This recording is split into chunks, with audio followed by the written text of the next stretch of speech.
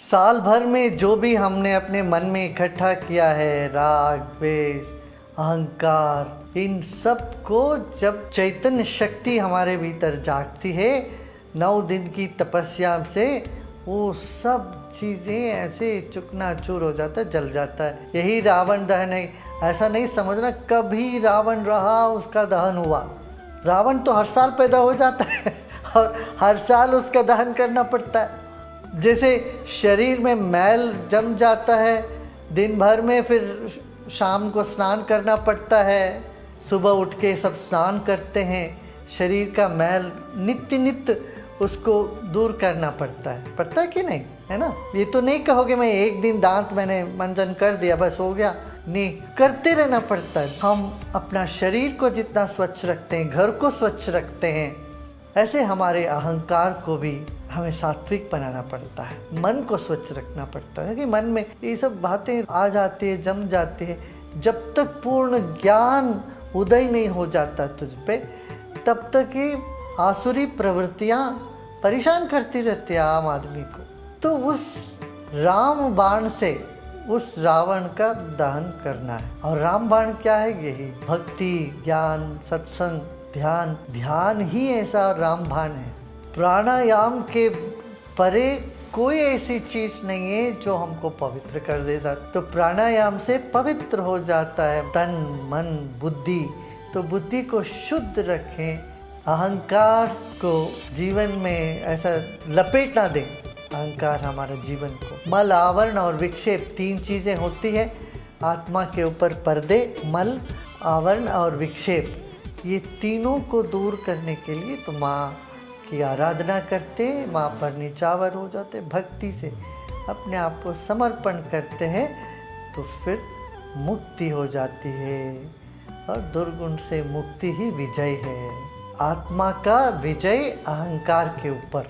अहंकार बहुत बड़ा दिखता है, 10 सिर का लगता है इतना बड़ा, और राम बिल्कुल छोटे हैं। इन रामलीला में भी जहाँ आप लोग देखते हो, देखो, और रावण का पुतला तो छोटा नहीं बना के रखते, रावण का पुतला तो सबसे बड़ा होता है और राम तो होते छोटे।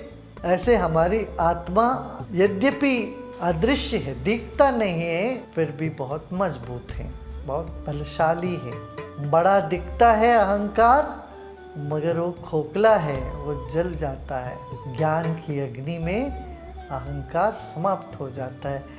इसलिए ये विजयदशमी के दिन ये जो रावण दहन, तो ये प्रतीक है, सिर्फ एक प्रतीक है। असल में बात है प्रसन्न हो जाना। विजय माने प्रसन्नता, खुशी। वो अहंकारी कभी नहीं आनंद ले सकता उसका, वो दूसरों को दिखाने में ही बने रहते हैं दुरहंकारी। निरंकारी बन जाओ, निरंकारी का ही विजय होगा।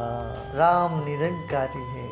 आत्मचेतना में शांत हो जाना, और वो शांत तो तपस्या के वक्त हो गए, फिर उसमें सक्रिय हो जाना। शांति में सक्रियता ही विजयदशमी है। विजयदशमी के दिन बैठते नहीं, सब चलते हैं, विजय यात्रा करते हैं, माने विजय पताके को लहराते हैं। विजयोत्सव सबके साथ मिल के करना ही उत्सव होता है ना, वही विजयोत्सव। ये सब के सब सिर्फ सपना है, सब खेल है ना। यहाँ कोई बुरी चीज़ वास्तव में है, ना कोई अच्छी चीज़ वास्तव में है। ये सब खेल है, ये ज्ञान की पराकाष्ठा है। उस वक्त ऐसी प्रसन्नता छा जाएगी तेरे भीतर, कोई तुम्हें हिला ही नहीं सकता। प्रसन्नता कोई छीन नहीं सकता। अब क्या होता है, तुम प्रसन्न रहते हो, 2-4 दिन के बाद कोई कुछ कहे, कुछ करे, बोले तुम गलत हो, बेवकूफ़ हो, कोई कुछ कहे तो बस तुम हिल जाते हो, फिर राग द्वेष का जन्म हो जाता है उससे। इन सब से ऊपर उठना सच में विजय है। विजेता हो तो आज यही मान के चलो तुम विजेता हो, और विजयदशमी की त्योहार में प्रसन्नतापूर्वक आगे बढ़ते जाएं। कहोगे करे गुरुदेव आप तो कहते हैं प्रसन्न बहुत मुश्किल है। कोई बात नहीं, मुश्किल है तो करो सब आसानी चीज़ें क्यों करनी है, मुश्किल चीज़ को भी झेलना थोड़ा सा। तुझ में शक्ति है, ये भूलो मत। और तुम अकेले नहीं हो, ये मत भूलो।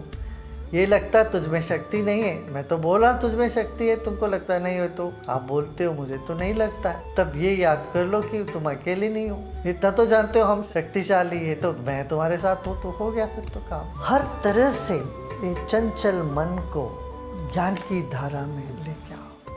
हर तरह से ये सिर उठाता ना अहंकार, तुम्हें दुखी सिर्फ तुम्हारा अहंकार ही करता है और कोई लोग नहीं करते। बाकी सब सिर्फ छाया है, परछाई है तुम्हारे अहंकार के वजह से ही तुम दुखी होते। इस अहंकार को जला डालो और तुम आत्मस्थ हो गए हो।